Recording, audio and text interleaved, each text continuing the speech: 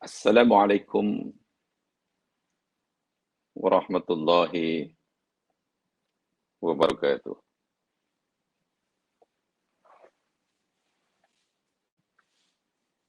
Innal hamdalillah nahmaduhu nasta'inu wa natubu ilaihi wa nastaghfiruh wa na'udzu billahi min syururi anfusina wa min sayyiati a'malina.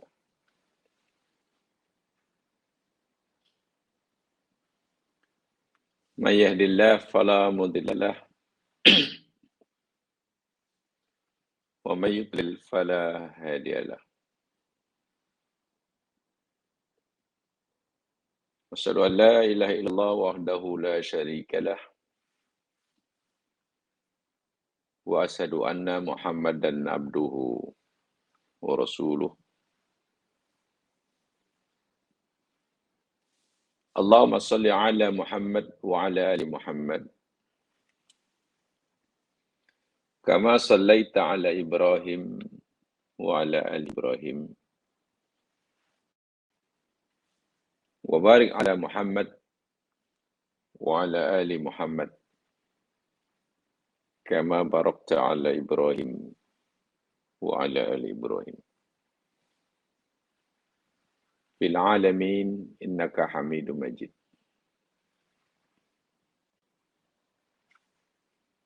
Assalamu alayka ya Rasulullah. Allahumma ij'alna من الذين يستمعون القول فيتبعون أحسنه أولئك الذين هداهم الله وأولئك هم أولو الألباب آمين يا رب العالمين. Para pendengar muslimin muslimat dimanapun Anda berada, didoakan pagi hari ini dalam keadaan sejahtera di bawah lindungan Allah Subhanahu wa Ta'ala. Mari kita ikhlaskan niat kita masing-masing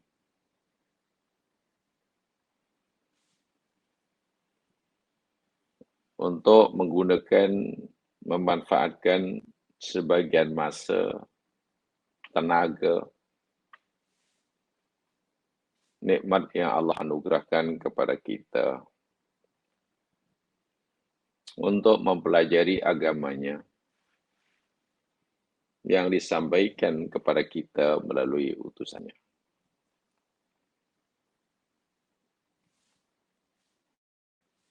Termasuklah tentunya apa yang disabdakan oleh utusannya sebagai panduan hidup bagi kita semua. Pagi hari ini kita akan teruskan siri kajian kita tentang hadis Nabi SAW, hadis yang berkaitan dengan masawi'ul akhlak, berkaitan dengan perangai, sifat, akhlak yang buruk lagi tercela.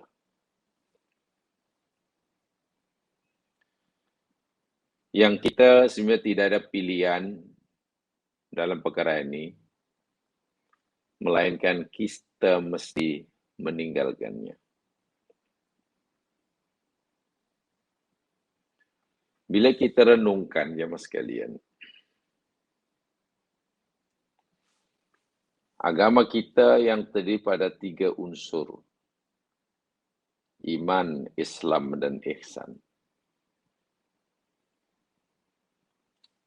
Iman yang berkaitan dengan dasar, akidah, kepercayaan, yang intinya yakni meyakini akan keesaan Allah, Zat yang Maha yang berhak disembah.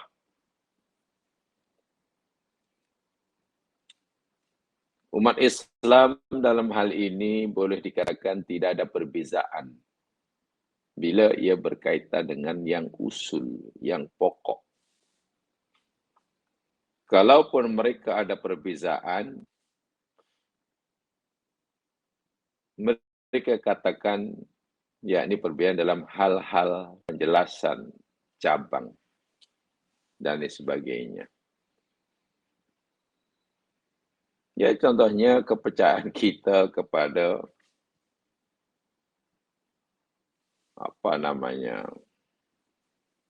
Adam dahulu ketika di surga. Perkawinan Adam. Bagaimana kisahnya? Tanya kepada ulama, baca pada mereka, pasti pendapatnya berbeza antara satu dengan yang lain. Mungkin karena tidak ada dalil yang qat'i. Bahkan keyakinan umat Islam tentang turunnya Nabi Isa pun mereka tidak sekata.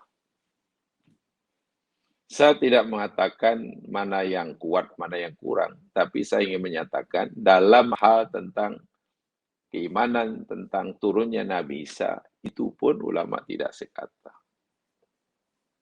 Artinya, dalam masalah perkara-perkara yang berkaitan dengan akidah pun ada beberapa perkara yang umat Islam berbeza pendapat. Lebih-lebih lagi dalam masalah syariah. Berkaitan Islam, belum lagi berkaitan dengan pemahaman terhadap syariah, namanya hukum fikah, itu memang tempat yang paling luas. Ulama berbeza pendapat. Baca ajalah kitab-kitab fikah daripada hingga sekarang. Tetapi lain halnya tentang masalah ihsan, masalah akhlak. Kalau kita tidak mengatakan tidak ada perbezaan, bolehlah kita katakan sangat sedikit ulama Islam berbeza pendapat tentang perkara-perkara yang berkaitan dengan akhlak. Contoh umpamanya yang berkaitan akhlak, sifat-sifat mahmudah dan madhmumah.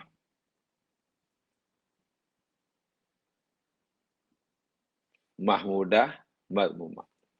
Dengkilah katalah yang telah kita pelajari.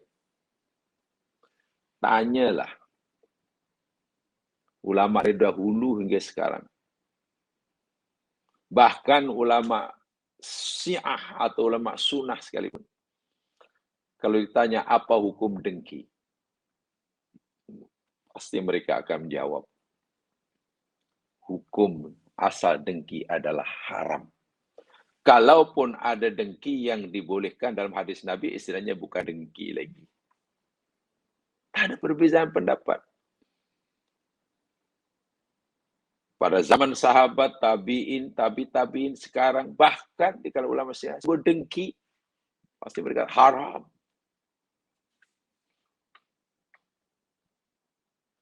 Disebut mencela orang mukmin, menghina orang mukmin, haram. Tanya pada ulama manapun. Tidak ada perbezaan pendapat. Adapun mungkin ada orang yang melakukan menghina sama muslim, itu tidak boleh jadikan dalil akan keharusannya. Su'udon. Tanya pada semua. Apa itu hukum su'udon? Haram. Hukum asal haram. Apa yang saya sampaikan ialah dalam masalah akhlak yang bicara tentang bicara kaitannya dengan sifat madhmumah, sifat yang tercela dan sifat mahmudah. Boleh dikatakan ulama dahulu hingga sekarang, bahkan apapun fahamannya, tak ada perbedaan pendapat. Ini bermakna Sepatutnya dalam masalah ihsan, masalah akhlak ini, umat Islam mengambil berat. Kan semua setuju. Adakah ini haram? Haram. Adakah ini halal? Halal. Berbohong itu tercela atau tidak? Tercela. Mencela orang mukmin, menghina orang mukmin itu tercela ataupun terpuji? Tercela. Kenapa benda yang begitu jelas, begitu nyata, begitu qat'i lah istilahnya, tapi kadang sering dilanggar. Bahkan minta maaf. Sekali lagi minta maaf. Seseorang kadang sanggup melanggar perkara yang qat'i seperti ini. Perkara ini berkaitan dengan akhlak. Ketika orang mempertahankan pendapatnya yang bersifat dhonni. Katalah A dan B berbeza pendapat. Dalam masalah apa? Masalah hukum hakam. Masalah hukum hakam. Ya mungkin masalah tata cara apalah. Tata cara sholat umpamanya. Takbiratul ihram mungkin angkat tangan atau tidak, letaknya di mana, tentang apa umpamanya, tentang kematian umpamanya, berbeda pendapat kan dalam masalah-masalah fikih. Kadang-kadang seseorang dalam usaha mempertahankan pendapatnya yang dia yakini benar dan pendapat orang lain salah, sedangkan ini bersifat fikhiyah, bersifat ijtihadiyah, tentu nilai kebenaran hanya bersifat dhonniyah. Kadang dikorbankan bab akhlak. Sanggup gaduh, sanggup tuduh, cela-mencela, memberi gelaran yang buruk, putus silaturahim. Coba berbaloi atau tidak? Mempertahankan sesuatu yang sifatnya nisbi dengan mengorbankan sesuatu yang sifatnya qat'i dan mutlak. Akhlak itu sebenarnya sesuatu yang tidak boleh ditawar-tawar, jamaah sekalian. Ya. Karena tadi saya katakan, semua ulama boleh katakan sepakat. Ini halal, ini haram, ini boleh. Tapi sering kali dilanggar. Memfitnah, menyakiti orang lain, gosip, mengumpat. Tanyalah kepada ulama dahulu sekarang. Hukum mengumpat apa? Dalilnya jelas, pasti. Jangan haram.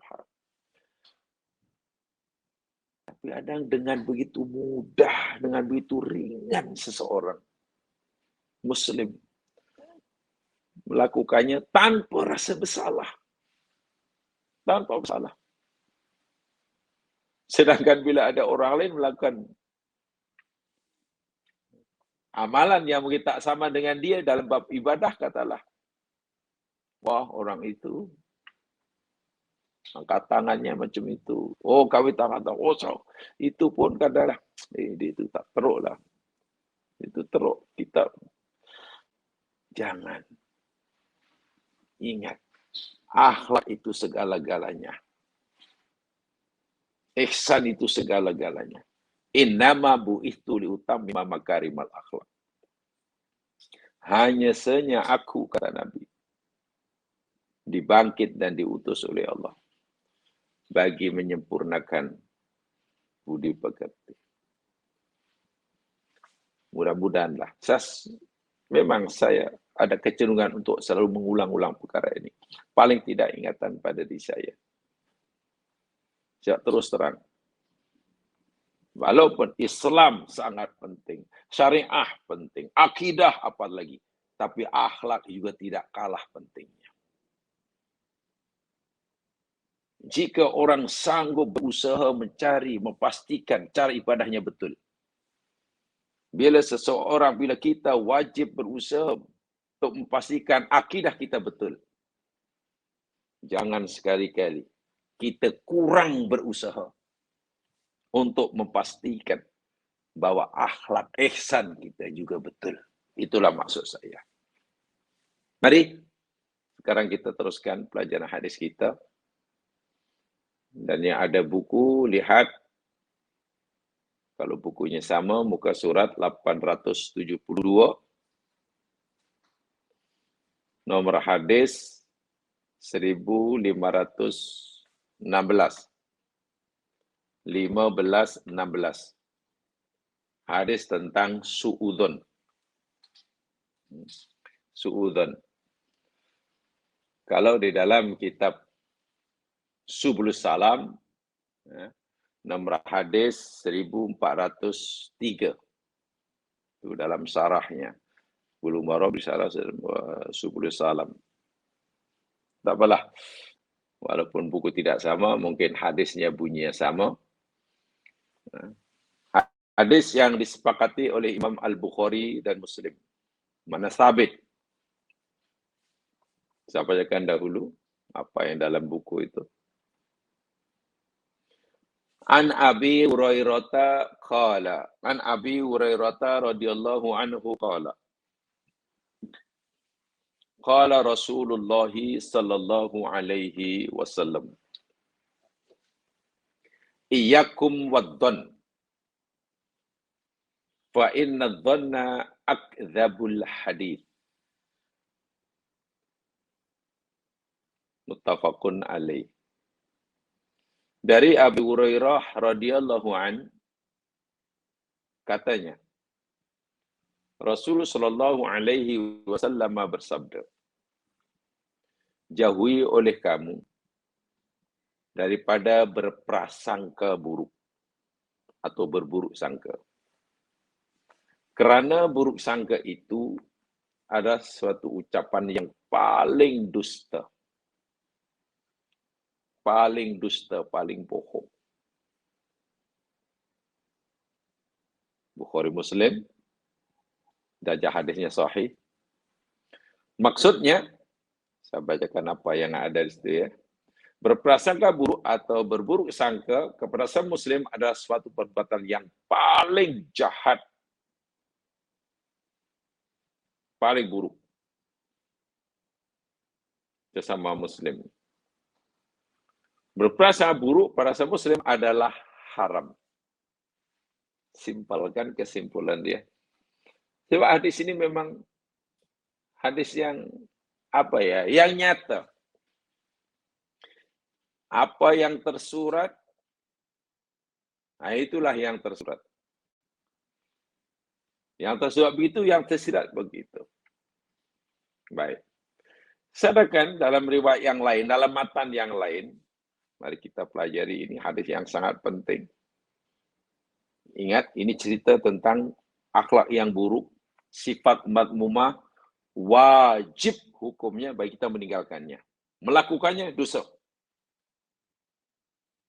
Melakukannya dosa. Sebagaimana kalau orang katalah tidak solat berdosa, jika orang mencuri berdosa, maka melanggar hadis ini pun hukumnya dosa. Mungkin.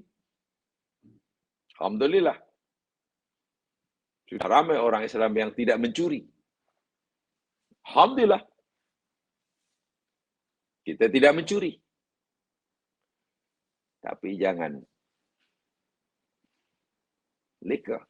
Boleh jadi kita memang sudah tidak mencuri. Kita tidak minum arak, kita tidak judi. Tapi jangan-jangan masih ada penyakit besar dalam diri kita. Suka berburuk sangka. Di dalam hadis yang lain, riwayat Bukhari dengan matan yang agak panjang pada Abu Hurairah juga, Nabi katakan, iyyakum wad-dhann, fa inna adh-dhanna akdzabul hadis. Lalu Nabi sambung, wala tajassasu. Janganlah mencari-cari kesalahan orang, mengintai-intai, mengintip-intip aktiviti orang. Tajassus. Jasus itu bahasa Melayunya mata-mata. Spy. Jadi wala tajassasu, dan janganlah kamu buat kerja spying, jangan.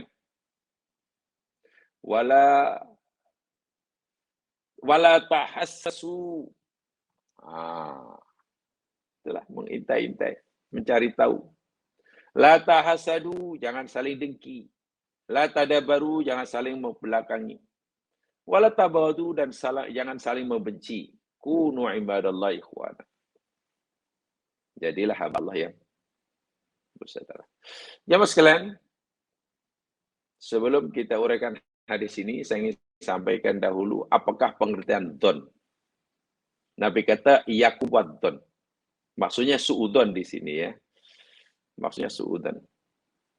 Pakar bahasa Arab namanya Ibnu Faris. Kalimat adzon yang terdiri pada huruf root word do, nun. Dzon itu root word-nya ada 3, do, nun, nun. Dzanna, do, nun, nun. Bukan 2 huruf ya, do, nun, nun, double nun. Asilun sahih ala maknain mukhtalifain. Kata Ibnu Faris. Makna asal daripada do, nun, nun, makna yang paling asal lah, itu ada 2 dan berlawanan. Maknanya ada 2 dan berlawanan antara satu dengan yang lain. Zon makna pertama yakin. Zon makna berdua, yang mana kedua sak. Kan lawan kan? Yakin itu kan lawan kepada sak. Zon boleh bermakna yakin, dan boleh bermakna sak. Dan Quran gunakan itu ya. Dalam Al-Quran digunakan. Zon bermakna yakin ada dalam Al-Quran. Ada. Katalah wasta'inu bis-sabri was-salah. Wa innaha lakabiratun illa 'alal khashi'in, umpamanya. Mintalah kamu pertolongan kepada Allah dengan sabar dan mengerjakan solat. Dan sesungguhnya solat itu amat berat kecuali atas orang yang khusyuk. Lalu Allah jelaskan dalam ayat berikutnya. Siapa orang yang khusyuk? Oh, orang yang khusyuk yakni alladzina yadhunnuna annahum mulaqu rabbihim. Alladzina yadhunnun. Dhanna. Orang di situ jangan diterjemahkan orang-orang yang menyangka, bukan, yakin. Orang khusyuk yakni orang yang yakin bahwa mereka jumpa Tuhan mereka. Nah, itu dan bermakna yakin. Dan juga bermakna syak. Itu yang selalu kita temukanlah. Inhum illa yadunnun, katalah. Dia adalah mereka kecuali hanya sangkaan mereka. Jadi, kata Ibu Faris, dzon ini kalimat, kalau dalam bahasa usul fiqh dipanggil kalimat mustarak lah. Kalimatun mustarakah. Kalimat yang mempunyai lebih satu makna. Dan kedua-duanya betul. Maknanya itu pula berlawanan. Dzon makna pertama yakin, dzon makna kedua syak. Tentulah dalam ayat ini ya. Dalam hadis ini, iyakum dzon takkan yang dimaksudkan dzon bermakna yakin. Takkan jauh oleh kamu akan keyakinan. Lagi tak mungkin. Lagi tidak mungkin. Itu makna asal. Asilun sahih. Kata pakar bahasa Arab yang lain, namanya Ar-Raghib Al-Isfahani. Ar-Raghib Al-Isfahani, juga pakar bahasa Arab. Beliau menyatakan, Adz-dzannu ismun lima yahsulu an ammarah. Dzon itu yakni satu sifat. Lintas hati. Yang muncul. Keluar. Akibat dorongan nafsu amarah. Zon adalah satu sifat, satu istilah bagi sesuatu sifat yang muncul akibat dorongan nafsu amarah. Wa mata qawiyat adat ilal ini. Abdadzon itu makin kuat keinginan. Sangkaan yang makin kuat, jadi keingin tahuan. Itu semakin kuat. Itu bagus. Karena orang akan mencari ilmu. Mencari pengetahuan yang betul. Tapi wa mata dha'ufat, apabila dhon tadi makin lemah, maksudnya amarahnya yang kuat, ya, dorongan negatifnya yang kuat, nah inilah yang menjadi buruk. Yang menjadi buruk. Jadi hakikatnya ia masih bersifat neutral. Oh, saya apa ya gagah nih, saya tak tahu nih, don nih saya nih. Don. Kalaulah didorong oleh sifat yang positif, bagus, akhirnya akan menambahkan ilmu. Lama-lama jadi yakin. Tapi kalau amarahnya lebih kuat, unsur negatifnya lebih kuat, itu yang membawa kepada dosa sebagaimana yang dinyatakan dalam hadis ini. Imam Al-Qurtubi. Imam Al-Qurtubi, seorang mufassir dari Spanyol. Beliau menyatakan begini. La tadunnu bi ahlil khair. Jangan sekali-kali kamu mempunyai sikap buruk sangka. Berprasangka buruk. Bi ahlil khairi, kepada orang yang biasa melakukan kebaikan. Orang itu buat kebaikan ini, banyak buat baik itu, orangnya sopan santun, orangnya lemah lembut, suka tolong orang. Jangan sekali-kali kita ada sifat buruk sangka pada orang itu. Jangan. Sawa'un in kuntum ta'lamuna min dhahiri amrihi bil khair. Sama ada kamu sudah melihat, oh baik, ya sudah, kita terima baik. Baguslah orang itu, bagus. Dia suka tolong orang, bagus. Orang sopan santun, sudah, kita nilai saja, kita anggap terima saja berdasarkan apa yang zahir.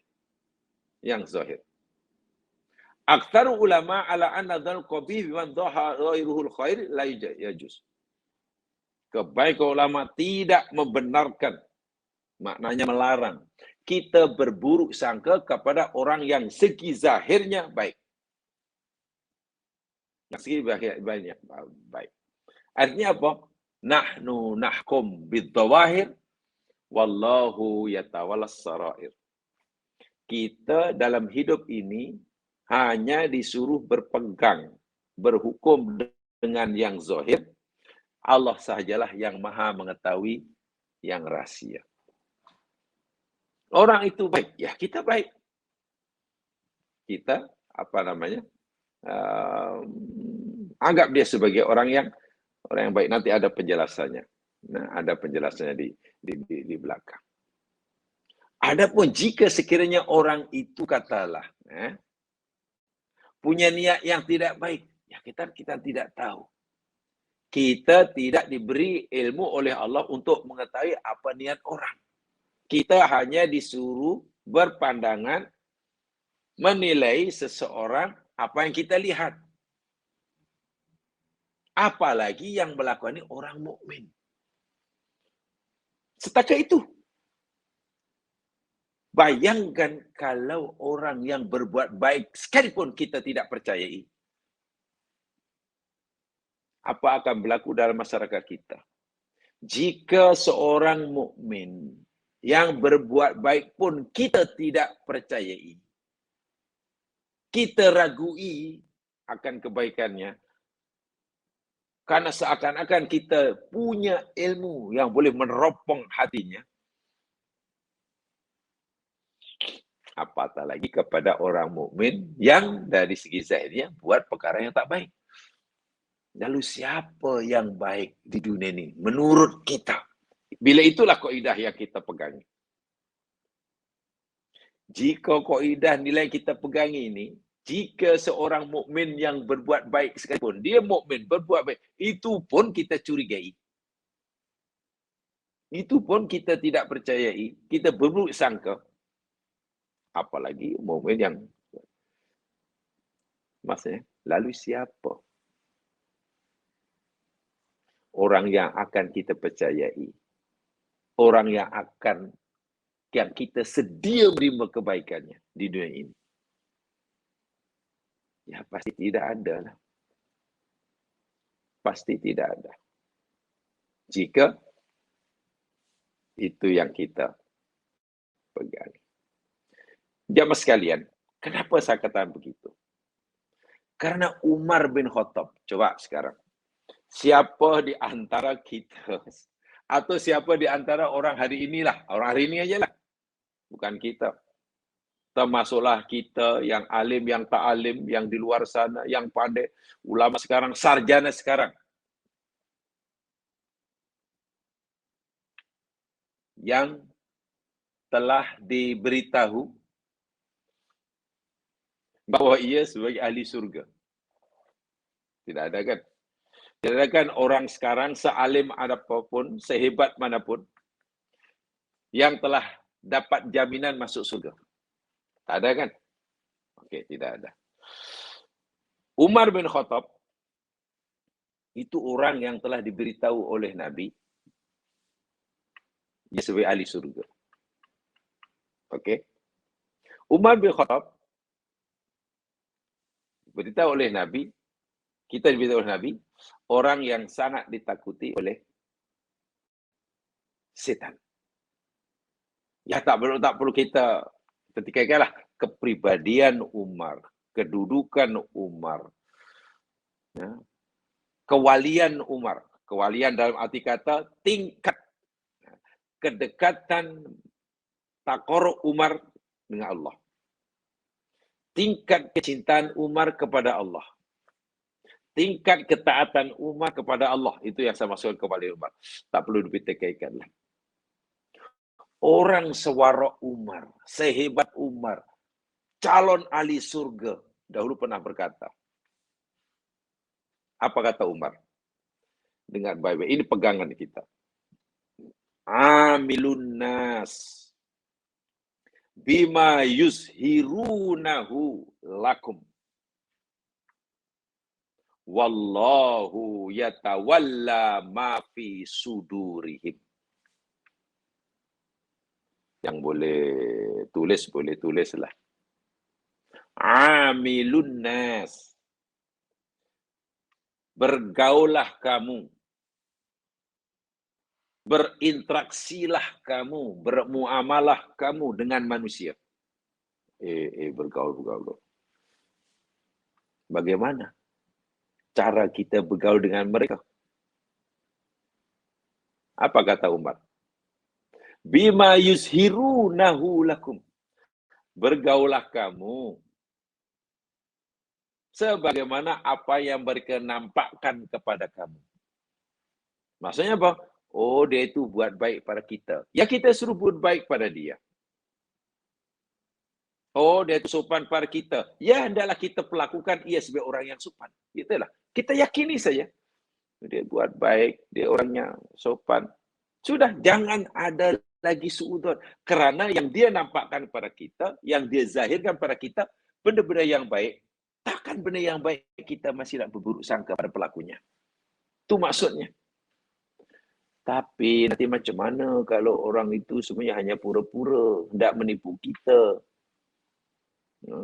Kalau orang ibaratnya nak menipu kita macam mana? Selagi tidak ada korinah-korinah, tidak ada tanda-tanda yang boleh meyakinkan kita, kenapa kita akan terus suudzon? Wallahu, sedangkan Allah, yatawalla ma fi sudurihim. Allah sajalah yang mengetahui apa yang ada dalam hati orang itu. Kita disuruh bergaul, memperlakukan orang lain berdasarkan sikap zahir orang itu pada kita. Jika sikapnya baik, ya sudah. Oh, baik. Husnudzan, baik orang itu. Sudah. Habis bagaimana kalau orang itu sebenarnya punya niat tidak baik? Allah sajalah yang maha. Ini Umar yang kata. Orang yang dijamin masuk surga. Sebenarnya Umar kata, kalau ikut kita lah, bergaullah kepada orang. yang berbuat baik kepada kamu, tapi berpada-padalah. Manalah tahu dia tipu kamu. Kenapa Umar tak kata begitu ya? Masya Allah. Ya, Umar nampaknya. Okey, begini je Mas Ilan. Katakanlah kita berbuat baik pada orang, karena orang itu berbuat pada kita. Jadi kita husnudon. Kita husnudon. Alhamdulillah. Menepati agama Islam. Menepati agama Islam. Tiba-tiba orang itu rupa-rupanya, karena licik dia, pandai menyembunyikan niat jahatnya, berbaik pada kita, rupanya nak menipu kita, umpamanya kan, nak memperdaya kita. Akhirnya, karena kita yakin, karena agama suruh kita yakin, yang zahir baik. Umar suruh kita terima kebaikan, jangan suudzon. Tiba-tiba dia nipu kita dan kita tertipu. Okey. Bila kita tertipu, karena kita tak tahu kan, kita sudah berbaik sangka pada orang itu kan, kita jadi mangsa kan. Okey, kita jadi mangsa. Maknanya kita teraniaya, okey? Kita teraniaya, jadi mangsa. Okey. Dan tak ada siapa yang ingin jadi mangsa. Okey, satu. Itu jika orang itu menipu kita. Karena kita husnudon. Umar kata suruh husnudon. Dan zahirnya memang kita tak ada pilihan kecuali mesti husnudon. Sekarang, contoh yang kedua. Orang itu baik. Dan betul-betul baik. Zahir, batin baik. Baik pada kita zahirnya, hatinya pun jujur pada kita. Tapi kita ada suudon. Jangan-jangan tipu ni. Jangan-jangan tipu ni. Aku kena ni tipu. Aku pernah kena ni tipu. Kita bergaul dengan dia sebagai orang yang kawannya baik. Tapi dalam hati kita, jangan-jangan. Maknanya ada sifat suudon kan. Karena takut kita kena tipu. Umpamanya. Walaupun dia betul-betul jujur ya. Dan kita pun tak tertipu pun karena memang dia jujur. Maknanya kita tak teraniaya karena dia ikhlas. Tahu tak ya Mas kan? Bila ini kita telah melakukan dosa. Dosa suudzon tadi. Sekarang pilih. Bila ikut yang pertama tadi, ikut nasihat Umar, mungkin kita tertipu. Teraniaya. Pertanyaannya, adakah jika kita menjadi masa penipuan atau kita tertipu dan anak kita berdosa? Tak, kita tak berdosa. Orang tertipu tak berdosa. Orang teraniaya tak berdosa. Bahkan orang teraniaya punya peluang untuk kabulkan doanya. Sementara bila kita suudzon, takut tertipu kita suudzon, walau orang tu tak layak pun, tak patut pun untuk kita suudzon. Karena jujur, kita sudah dosa. Pertanyaan, kenapa kita memilih berbuat dosa? Dan takut kena tipu. Walau bila kena tipu itu tak berdosa, sebaliknya orang kena tipu atau teraniaya punya pulang untuk kemakbulan doanya. Renung betul-betul. Inilah seringkali. You kena tak boleh percaya sangat, you kena hati-hati, you mesti ada sikit suudzon lah kan. Nasihatnya namanya betul. Sebab kalau tidak nanti awak kena tipu. Karena kita terlalu takut kena tipu. Karena takut jadi mangsa kezaliman. Walha jadi mangsa teraniaya itu tidak dosa. Orang yang teraniaya tidak dosa. Yang dosa yang menganiaya. Faham ya? Ini saya cerita tentang ihsan ini. Akhirnya kita memilih, tak apalah daripada kena tipu, elok buat dosa. Suudzon kepada orang yang baik itu dosa. Yakum, bantuan Nabi kata. Ini kan sering berlaku seperti itu. Ini bahayanya. Yalah dia baik tapi jangan-jangan ada udang di balik batu. Ini baik mungkin pura-pura kerana ada. Suudzon itu dosa. Umar kata sudahlah. Amilun nas bima yuzhirunahu lakum. Sudah. Artinya kalau kita buat kira-kira lah. Buat kira-kira dari aspek agama, yang menguntungkan kita, yakni kita jangan sekali-kali suudzon. Karena kita tidak berdosa. Walaupun mungkin karena kita tidak suudzon kepada orang yang memang tak layak untuk kita suudzon, kata orang itu baik, walau hakikatnya punya niat tak baik, akhirnya kita tertipu. Ya, tertipu memang menyakitkan hati. Menyakitkan kita, tapi kita tidak rugi. Kalau rugi pun namanya rugi dunia. Dan tertipu itu, katalah kalau tipu masalah, kan itu musibah dunia. Kita tertipu, teraniaya, akhirnya kita, itu musibah dunia. Sementara bila kita bersuudzon, itu musibah agama. Ya memang kita mesti memilih satu di antara dua. Terpulang nak pilih yang mana? Nak pilih musibah agama atau kita nak pilih musibah dunia? Nak pilih yang menguntungkan atau yang merugikan? Memang begitulah agama ini. Pilih ini. Macam mana betul ke tak betul pilih ini? Iya jamaah sekalian. Dalam agama ini memang ada audit dia. Nanti kita diaudit. Nak dikatakan 100% untung juga belum tentu. Iyalah kalau aku nanti bulan ini untung atau tidak. Kalau ini untung, pasti ada. Kalau dalam bahasa, ini bahasa awam ya, bahasa saya, ya mungkin ada plus minusnya lah. Salah satu contoh lah.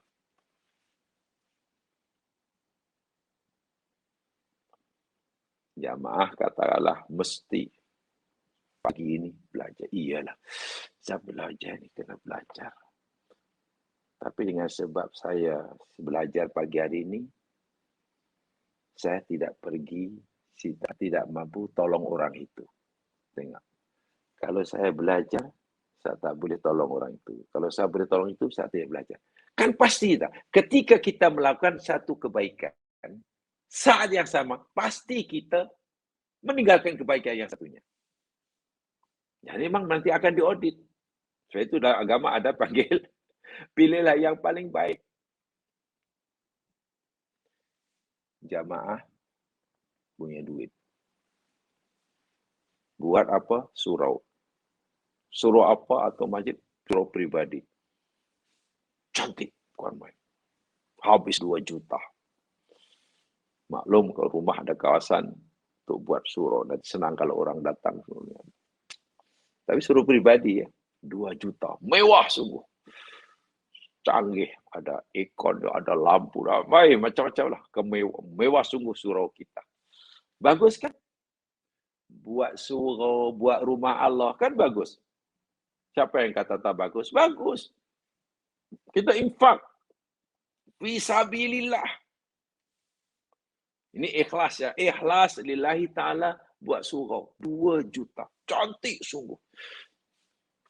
Hanya kawasan tempat kita tinggal, ya karena jauh daripada masjid, jamaahnya di tempat kita, di surau. Dan kita izinkan. Tengok. Berapa banyak pahala kita buat surau. 2 juta ringgit. Pribadi itu. Tapi karena wang 2 juta ringgit kita habiskan untuk buat surau. Mewah.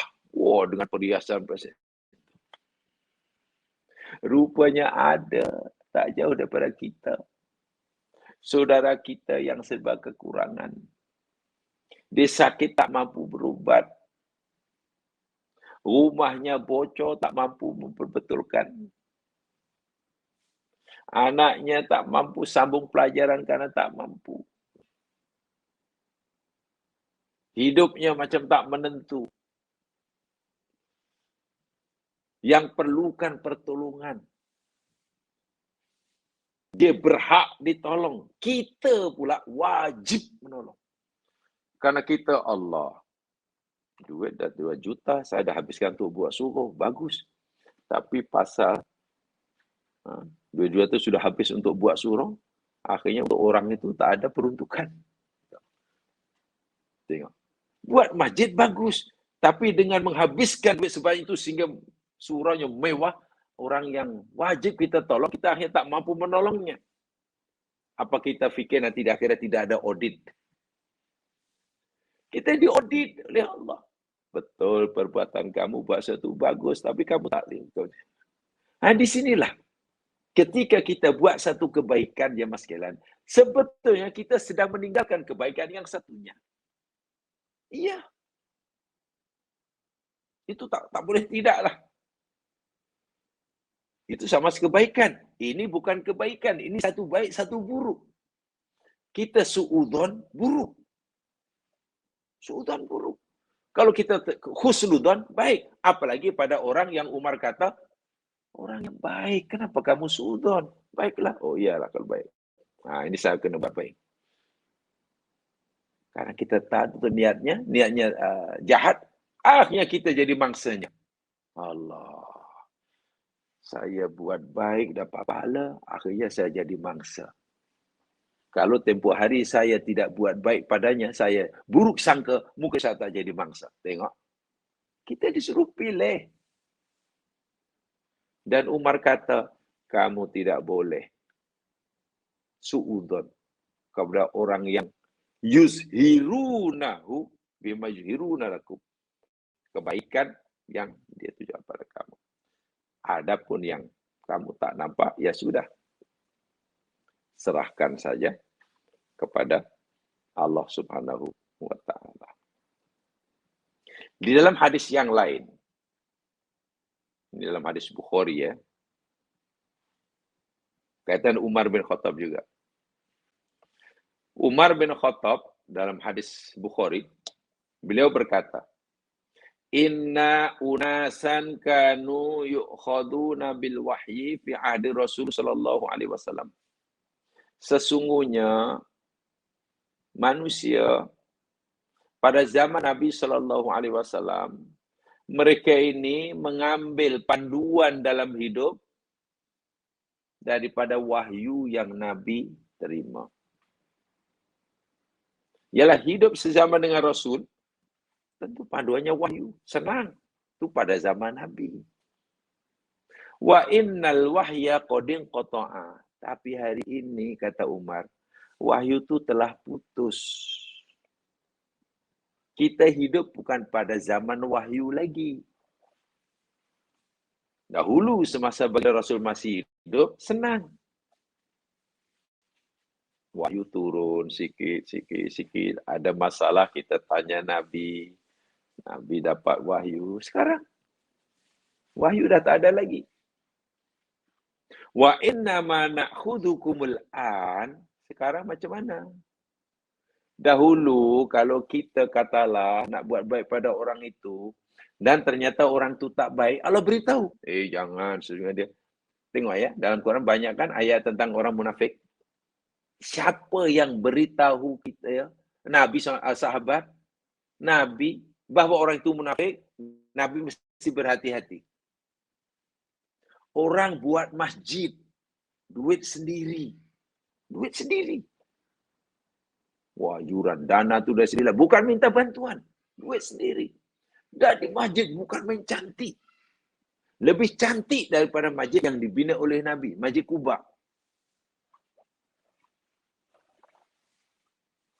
Orang ini jumpa Rasul. Mohonlah perkenan Nabi untuk meresmikannya. Untuk meresmikannya. Nabi melihat, oh baguslah orang ini. Buat masjid, duit sendiri. Minta aku resmikan. Nabi, ya, nanti aku akan resmikan. Tapi Nabi berjanji nanti aku resmikan. Sebab Nabi waktu itu dalam persiapan nak pergi ke perang Tabuk. Nabi sibuk mempersiapkan diri dan pasukannya pergi ke perang Tabuk. Jauh perang Tabuk. Jauh, perlu biaya yang tidak sedikit, gitulah. Perlu biaya yang tidak sedikit.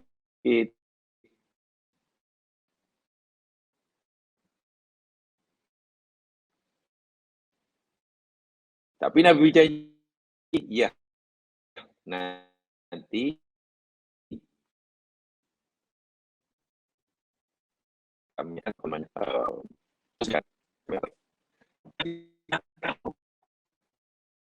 baik ke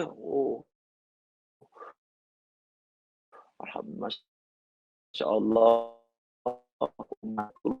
dermawan semuanya, ikhlas semuanya, sanggup gunakan hal untuk buat untuk masjid. Bukan amalan yang mulia itu.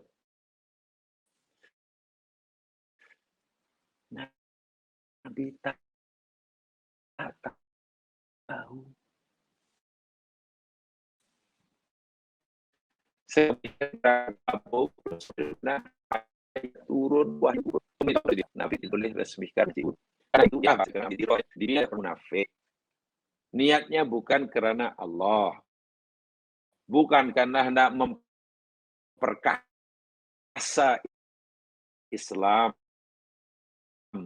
Sebenarnya hendak memusuhi Islam di dalam alhamdulillah. Sama niat ini siapa? Allah. Nabi tak tahu, sebab itu Nabi berjanji nak meresmikan. Tapi karena itu masih zaman turunnya wahyu, orang buat baik, buat masjid, ya Nabi, bagus, bagus, nanti saya akan resmikan. Tengok. Nabi pelakukan sahabat yang buat orang munafik itu sedikit pun tak ada sudut. Bila akhirnya sahabat Umar dahulu manusia seperti kita ini hidup dipandu oleh wahyu. Orang baik kita bergaul dengan baik. Tapi bila wahyu kata, dia itu jahat, kita pun tinggalkanlah dulu. Sekarang wahyu tak ada. Macam mana? Dah putus. Karena wahyu sudah putus, wa inna ma na'khudukum an, sekarang prinsip yang kita pegangi dalam pergaulan dengan orang Islam lain, bima doharolana min a'malikum, daripada apa yang nampak, perbuatan yang yang nampak buat kita.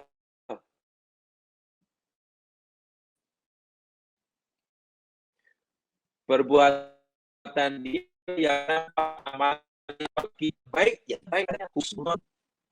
Orang itu akan husnul. Fama azharo lana khairan,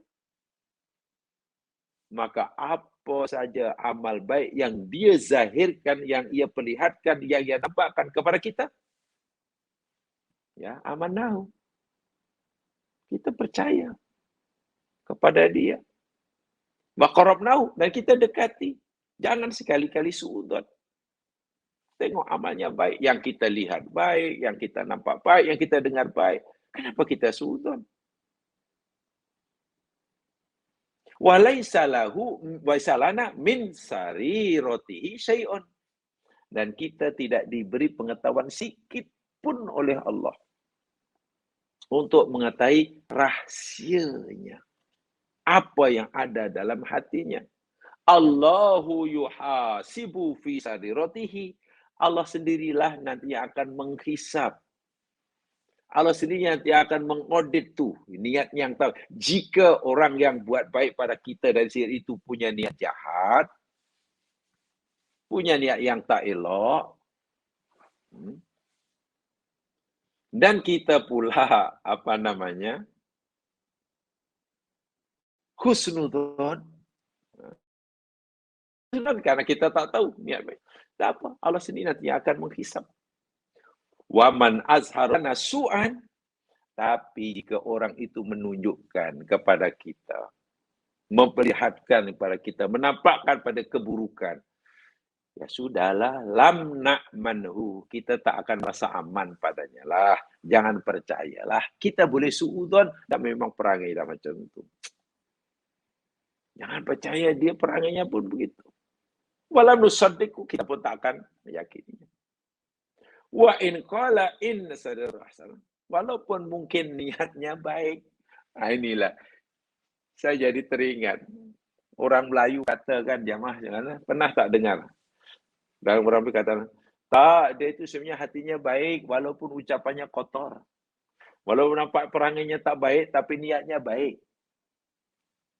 Biasa kan dia dengar sama. Rupanya Umar bin Khattab 14 abad setengah yang lalu dah kata sebaliknya. Dah kata sebaliknya. Orang yang dari segi zahir baik, hendaklah kita berbuat baik padanya. Husnudon. Walaupun mungkin niatnya tidak baik, karena biar Allah saja menghisapnya. Sebenarnya orang yang bersikap kasar kepada kita, cakap kasar, mencerca kita, maki kita dari luar tidak baik, maka kita tidak boleh mendekatinya. Kita tidak boleh mempercayainya.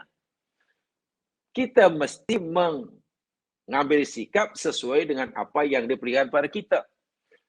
Wa in qala, walaupun dia ada orang kata, seharilah Tuhan, tapi niatnya baik. Dari mana kita tahu niatnya baik? Ini panduan agama. Panduan agama. Jadi tidak salah kita suudzon kepada orang yang dari segi zahir tidak baik. Tidak salah. Walaupun mungkin niatnya baik. Sebenarnya kita wajib husnudzon kepada orang yang dari segi zahir baik, walaupun niatnya mungkin tidak baik. Itulah maksud Umar bin Khattab. Karena apa? Tadi saya dijelaskan di depan. Bila kita suudzon kepada orang yang dari segi baik pada kita, karena kita tak tahu niatnya, kita suudzon pada orang, kita sudah berdosa. Kita sudah berdosa. Bagaimana kalau dia betul-betul memang niatnya baik, ikhlas. Dari segi zahir baik, dari segi hatinya baik, tapi kita sudah berdosa.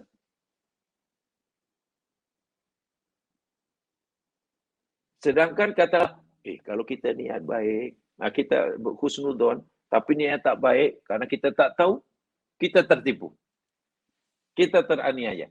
Jawabannya tadi, teraniaya tidak berdosa. Orang teraniaya tidak berdosa. Bahkan orang yang teraniaya tertipu itu, Allah beri peluang untuk mendapatkan kemakbulan doa jika ia memohon pada Allah. Kan untung. Lagi pula orang yang tertipu rugi, betul. Tapi itu musibah dunia.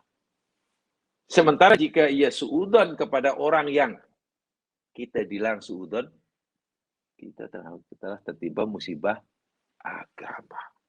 Subhanallah. Bagi saya ucapan Umar ini cukup dalam lah. Ya. Umar kata, amilun nas bima yusirun nas. Amilun nas bima yudhirunahu lakum. Wallahu yatawalla ma fi surikum. Lalu dijelaskan dalam Bukhari. Kan dia panjang tadi. Dahulu, masa Nabi masih hidup, panduan hidup kita diberikan wahyu. Kita berprasangka baik pada yakin pada orang tua. Rupanya dia menipu. Kita tak tahu. Tapi Allah beritahu, jangan baik dengan dia. Dia itu munafik. Allah beritahu.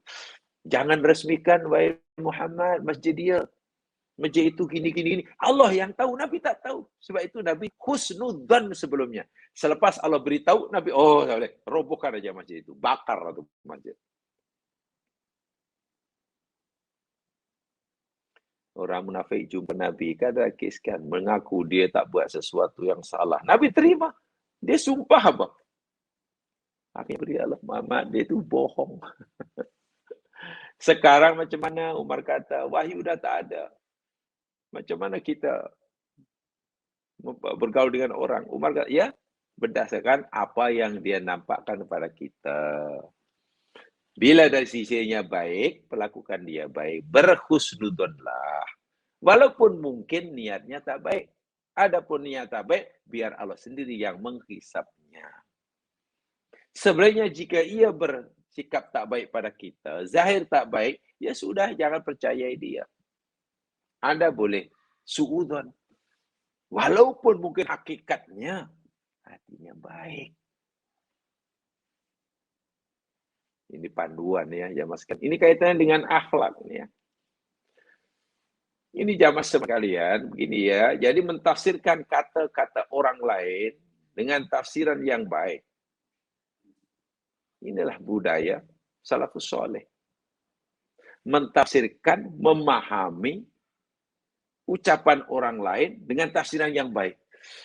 Itu budaya salafus soleh. Orang kata begitu baik. Lalu kita fahami, iya baik. Itulah budaya salafus soleh. Orang berbuat baik. Lalu kita tafsirkan, oh dia itu benar orang baik. Begitulah salafus soleh.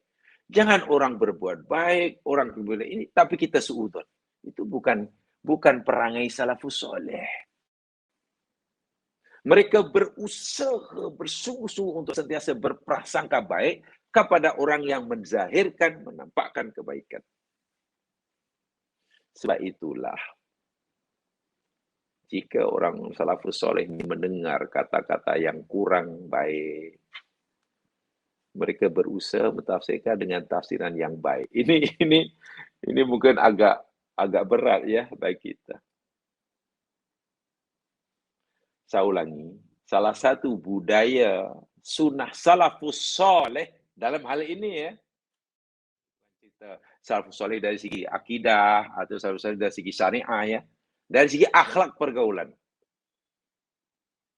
Orang salafus soleh sentiasa memahami, mentafsirkan perbuatan baik orang lain itu baik belaka, sehingga bersikap husnudon sentiasa.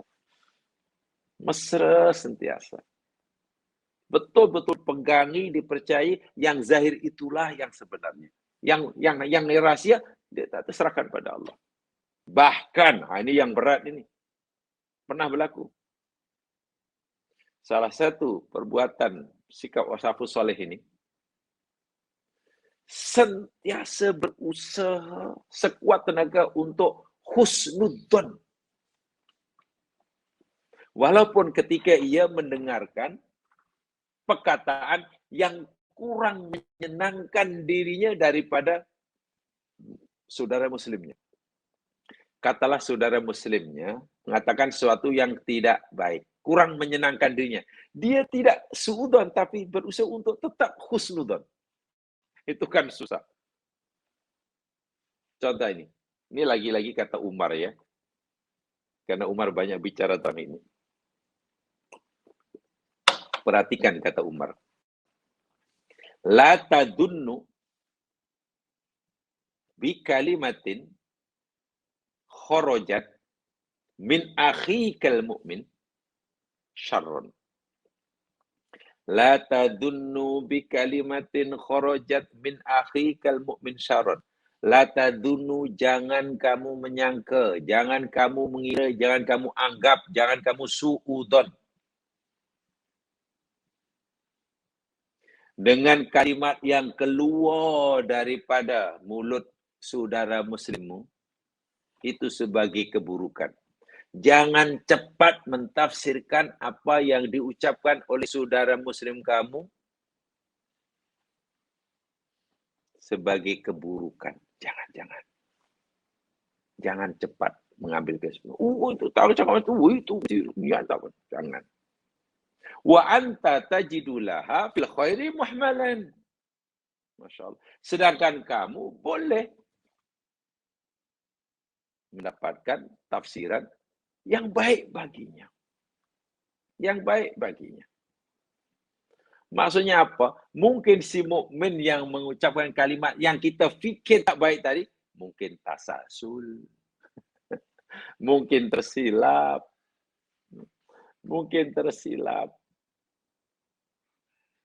Bahkan dalam Al-Quran ada jamaah boleh lihat surah Al-Qasas. Orang mukmin boleh mengeluarkan kalimat yang sangat kasar. Bayangkan.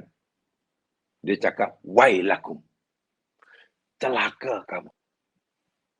Bagaimana seorang mukmin, Allah iktiraf keimanannya, boleh mengucapkan kalimat celaka kamu kepada saudaranya. Kan ucapan itu sebenarnya ucapan yang tak baik.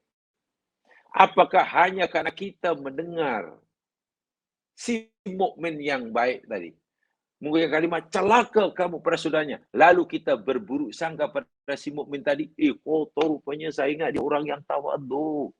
Rupanya orang yang teruk. Saya silap. Selama ini saya fikir orang sangat sopan. Rupanya orang sangat kasar. Saya ingat orang yang warak, rupanya orang yang arrogant, sombong. Tergamak mengeluarkan kalimah yang sekotor itu, celaka kamu kepada saudaranya. Itu ada dalam surah Al-Qasas. Tapi coba kalau ikut Umar, janganlah cepat-cepat tuduh si mukmin tadi, orang yang jahat, suudzon. Jangan. Sedangkan kamu boleh mungkin punya penafsiran yang baik. Kalau kita cermati, dalam surah Al-Qasas, jamaah boleh lihat ya, dalam surah Al-Qasas itu cerita Qarun itulah. Ketika Qarun keluar memamerkan, show off dia punya kekayaan itulah. Baca di sana ada. Jamaah jangan tanya ayat berapa ya saya. Baca ya ayat pertama, ayat terakhir jumpalah nanti. Baca di ayat pertama, ya ayat akhir jumpa kisah itu. Rupanya si mukmin yang patuh, mukmin yang taat, yang soleh, yang sopan, tergamak melakukan celaka kamu. Itu bukan karena sifatnya berubah daripada akhlak yang baik pada yang buruk. Tapi rupanya memang patut dan selayaknya si mukmin kata begitu kepada orang yang sepatutnya. Kawannya tadi memang layak sungguh untuk dikatakan begitu kepadanya. Karena sudah sangat melampau perbuatannya. Begitulah maksudnya. Lainlah kalau si mukmin tadi kata celaka kamu pada mukmin yang kawannya yang baik. Itu memang tak patut. Mukmin yang baik kata celaka kamu pada saudarmu yang itu memang tak patut. Rupanya kawannya sudah melakukan kesalahan yang sangat-sangat berat. Sangat-sangat berat.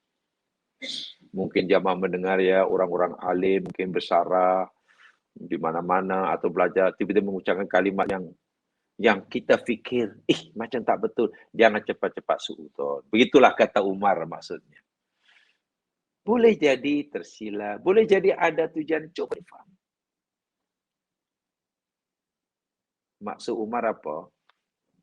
Jangan mudah suudzon kepada orang yang sentiasa berpenampilan baik. Begitulah.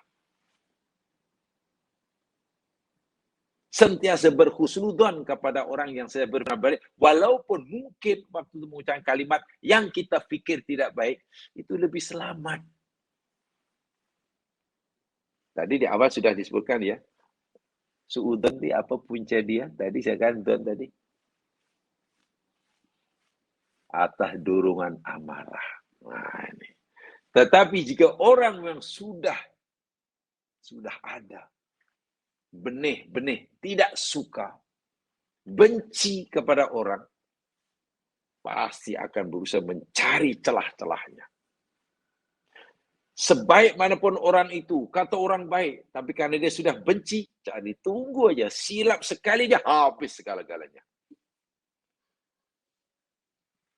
Dianggap melakukan satu kesilapan, walaupun bukan kesilapan, tapi dicari-cari. Jatuh, apalagi bila betul-betul melakukan kesalahan. Ini memang susah. Suudzon ya. Asy-Syafi'i. Ulama besar. Punya pengaruh besar, punya jasa besar. Muhammad bin Idris Asy-Syafi'i. Terlepas daripada kekurangannya, terlepas dari ketidakmaksumannya, karena bukan Nabi, pasti bukan maksum lah. Tapi jangan sekali-kali menafikan keilmuan, kesuhudan, kehebatan, jasa Muhammad bin Asy-Syafi'i. Apa kata beliau?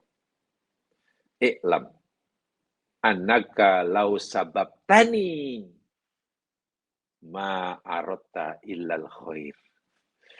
Allahu Akbar. Itu Imam Syafi'i ya. Imam Syafi'i pernah, ya mas kalian,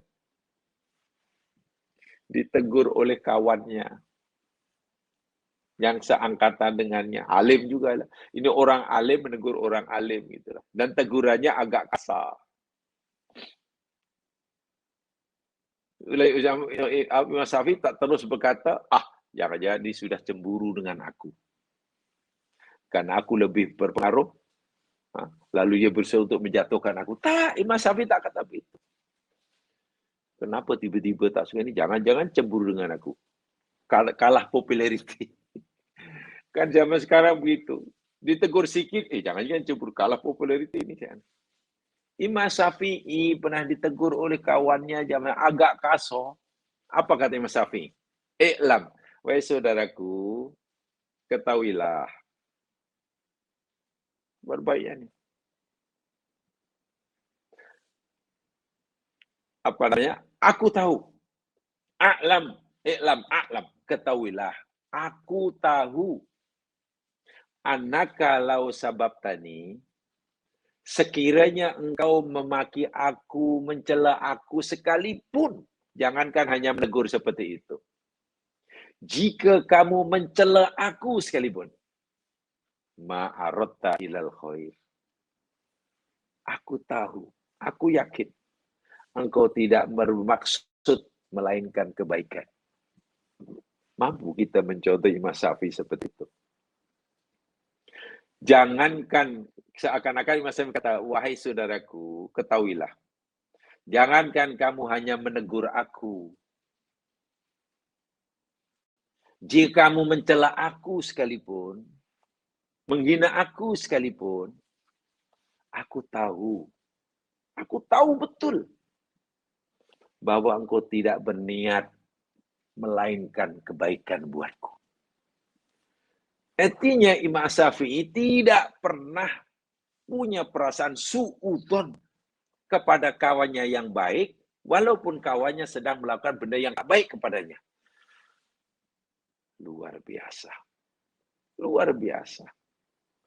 Karena dia tahu dosa besar su'udon itu seperti apa. Adapun jika benar-benar kawannya punya niat tidak baik, itu urusan dia dengan Allah, kata Umar tadi. Allahu yuhasibu. Allah sendiri akan menghisapnya. Mbak kata gimana ya? Yalah, aku tidak mau berbuat dosa dengan sikapku yang salah kepada orang itu. Itulah ibaratnya.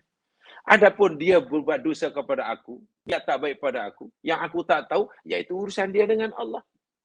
Allah sendiri nanti akan buat kira-kira. Jadi Allah yang akan mengadili dia, Allah akan menghisapkan amalan dia, Allah yang akan memberikan balasan bagi kesalahannya karena menzalimi aku. Coba. Bukankah kita merasa terbela dengan begitu? Kita serahkan kepada Allah. Jika orang itu berniat jahat kepada kita, tapi kita tak tahu, kerana dari sekeluaran baik, dan kita terus bersikap baik, berhusnuzon. Pertama, kita tak berdosa. Sedangkan jika niat tidak baik yang kita tak tahu, biar Allah sendiri menghisapnya. Biar Allah sendiri memberi balasannya. Allah menghisapnya, Allah memberi balasannya. Tengok. Atas kejahatan yang dilakukan pada kita. Takkan kita tidak merasa terbela dalam hal ini. Itu yang Imam Syafi'i fahami. A'lamu annaka law sababtani ma'aratta ilal khair. Saudara, jangankan kamu hanya menegur aku. Jika sekiranya kamu mencela aku sekalipun, aku yakin kamu tidak bermaksud kecuali benda yang baik. Allahu Akbar. Allahu Akbar. Iltamis li akhika sab'ina uzron. Lalu beliau berkata, iltamis li akhika sab'ina uzron. Carilah untuk saudaramu. Carilah alasan bagi kamu untuk kamu tetap berhusnudzon kepada saudara muslimmu walaupun sebanyak 70 alasan.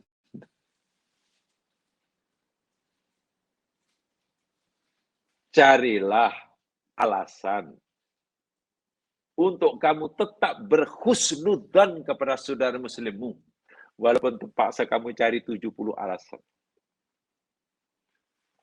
Maknanya apa? Kita berusaha bersungguh menutup pintu suudzon. Kita jangan mudah mencari alasan untuk mewajarkan suudzon. Paham ya? Kita jangan terlalu mudah mencari alasan untuk mewajarkan suudzon. Sebaliknya, kata Imam Syafi'i, cari sebanyak-banyaknya alasan untuk kamu tetap husnudzon pada saudara muslim kamu.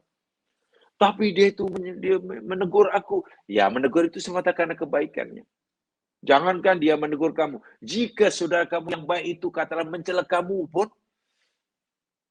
dia tidak ada niat baik kecuali kebaikan bagi kamu. Ya memang kan sakit zaman sekarang ya. Dicela itu kan sakit. Dihina itu kan sakit. Oh, bunuh, apalah bunuh. Tapi niatnya itu, karena yang menyampaikan orang yang baik. Saudara muslim yang baik. Oh, pasti niatnya dia. Nyawa sekalian. Menjadi watak manusia. Salah satu watak manusia. Suka jika kebaikannya diakui orang. Okay? Salah satu watak manusia suka bila kebaikannya diiktiraf orang, diakui orang, dipuji orang, diketahui orang. Dan tidak suka manusia ini bila keburukannya diketahui orang. Apalagi disebarluaskan. Itu watak itu. Itu watak. Kemudian, seorang manusia biasanya akan melihat bila orang itu mengakui kebaikannya, mengiktiraf kebaikannya, itu kebaikan baginya. Betul kan? Seseorang biasanya akan melihat, akan berpikir, bila orang mengakui kebaikannya, apa yang memuji, itu kebaikan baginya. Orang memuji kebaikan kita, mengakui kebaikan, itu kebaikan bagi kita. Kita anggap begitu. Itu wajarlah, memang begitu manusia. Sebaliknya, bila orang menunjukkan keburukan kita,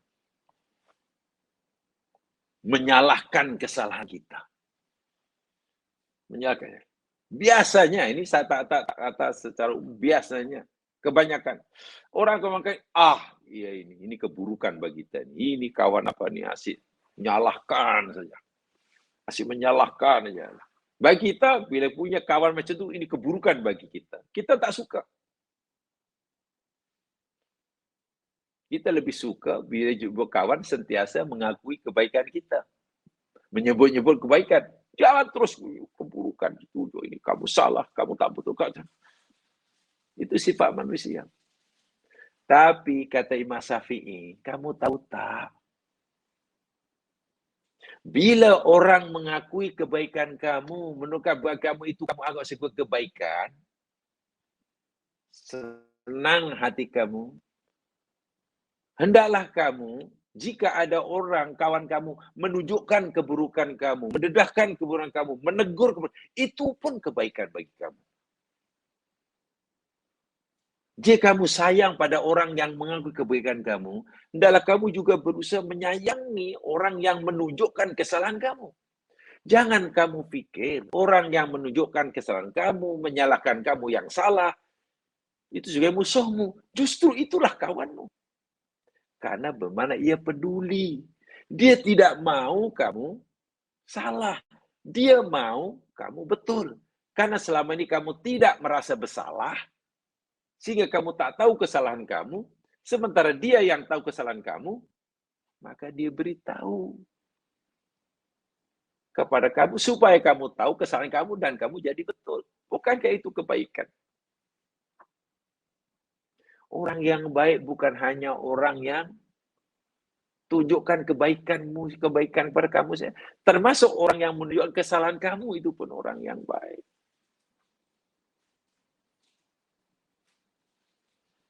Cikgu dalam mengajar muridnya kan ditujukan, nah, murid, ini yang jawapan betul. Satu, ini jawab betul. Itu cikgu baik.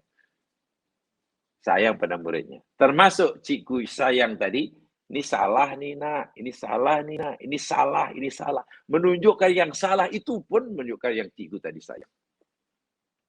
Sederhana cara berpikir Imam Syafi'i, tapi susah dilakukan. Syekh Imam Syafi'i kata, cobalah berusaha sekuat tenaga, mencari alasan sebanyak yang mungkin untuk kamu tetap husnudzon kepada saudara muslim kamu. Jangan sekali-kali mudah mencari alasan untuk mewajarkan suudzon. Dan coba perhatikan apa yang berlaku dalam masyarakat kita hari ini. Dalam dunia apa sajalah. Dunia pergaulan lah, dunia perniagaan ke, bahkan dunia pengajian, Allahu Akbar. Dunia mencari pengaruh lah. Ada pengikutnya, B ada pengikutnya, Allahu Akbar. Ada aja alasan yang dicoba dicari-cari untuk menimbulkan suudzon pada orang lain terhadap orang itu. Apalagi dalam dunia politik ya. Apalagi dalam dunia politik. Masya Allah. Dicari-cari macam mana nak mewajarkan buruk sangka. Jamaah sekalian, mengakui kesalahan orang bila benar itu benar salah, bukan benar yang salah. Mengakui kesalahan orang yang benar-benar salah, itu bukan benda yang salah. Itu benda yang betul, itu betul. Tetapi, bila kita menunjukkan kesalahan orang, tujuannya yakni untuk itu tadi. Untuk menimbulkan keburukan. Agar orang lain memandang orang ini buruk. Ada orang lain tidak mempercayainya lagi. Dia dijauhi oleh orang, oleh pengikutnya. Jadi kita sudah coba mempengaruhi orang ramai. Supaya orang ramai punya persepsi buruk pada orang ini. Sehingga kita cari-cari. Itu tujuan kita melakukan kesalahan. Itulah kesalahan. Itulah kesalahan. Tapi bila kita tunjukkan kesalahan orang, kita akui kesalahannya lalu kita tunjukkan. Tujuannya ini karena ingin memperbetulkannya. Menyadarkan ingin memperbetulkannya. Tanpa ada niat untuk menjatuhkan harga dirinya. Sama ada dalam pandangan mata kita, atau dalam pandangan masyarakat, atau lebih-lebih pengikutnya. Itu adalah kebaikan. Pilihan di tangan kita, kita nak pilih cara yang mana. Saya ulangi. Mungkin bahasa saya agak berbelit-belit. Karena itulah bahasa yang saya coba pilih bahasa yang paling mudah. Mengakui kesalahan orang yang benar-benar salah, itu bukan perbuatan yang salah. Paham ya?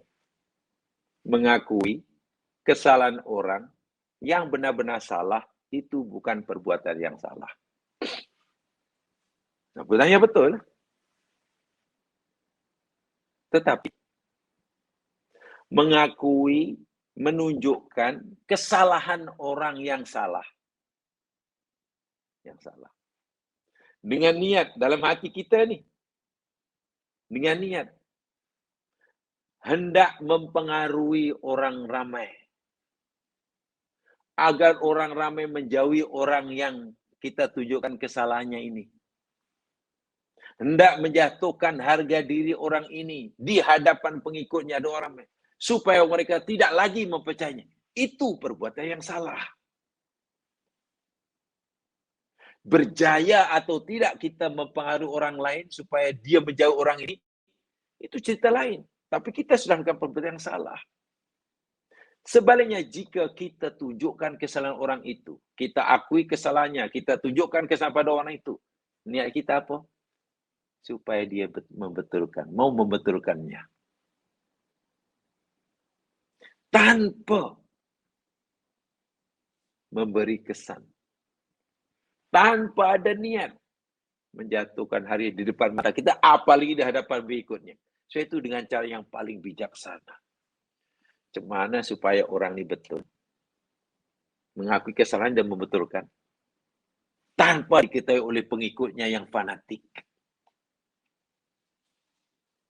Tanpa menyatukan harga dirinya. Tanpa menukar rasa suudzon pada diri kita pada orang ini. Kan Islam ini saya anggap baik, rupanya dia buruk rupanya. Nah, itu perbuatan yang baik. Coba, susah ke senang nak mengamalkan hadis seperti ini? Tidak mudah. Tidak mudah. Tapi Umar telah memberikan garis panduan. Imam Syafi'i. Demikian juga. Sakit jamaah yang sudah belajar banyak subjek di Laut Taklim ini. Macam-macam subjek terakhir dari saya tahu. Pasti mereka jamaah juga kenal lah dengan orang yang bernama Ibnu Sirin. Kenal kan? Ibnu Sirin radhiyallahu anhu. Ulama salafus saleh yang hebat. Apa dia kata? Idza balaghaka an akhika syai'un. Idza apabila balaghaka telah sampai kepadamu an akhika dari saudaramu syai'un oleh suatu berita.